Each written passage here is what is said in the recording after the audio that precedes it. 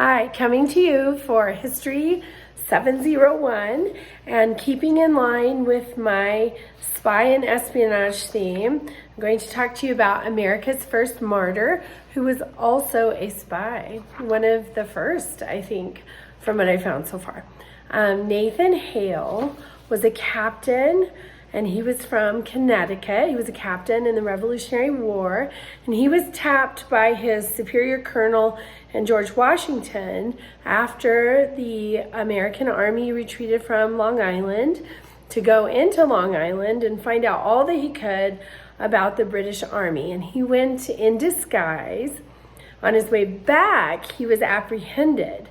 And so he would have had, foreseeably, all of his information with him because he didn't have a cell phone to call and tell him what he had learned.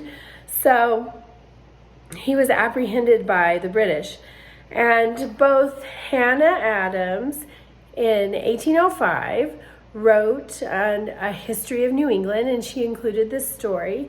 And then Noah Webster in 1809 wrote Elements of Useful Knowledge, and he also included this story. And they talk about that it was very obvious that he was a spy when he was apprehended, because foreseeably he would have had his information with him. And so he was executed.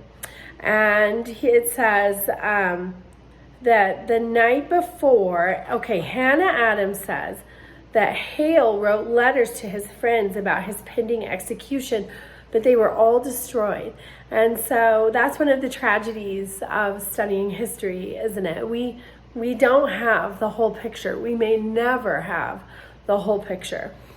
So both Miss Adams and Noah Webster say that Nathan Hale lamented that he had but one life to lose for his country, which is really interesting because in this book, America, the Last Best Hope by Bill Bennett, he says that that's a paraphrase. He says that Nathan Hale recited words from a popular play titled Cato. And it says, "How beautiful is death when earned by virtue. Who would not be that youth? What pity is it that we can die but once to serve our country." So according to Bill Bennett, he says, and this is a book written in 2006, I think, he says that Hale recited that whole thing.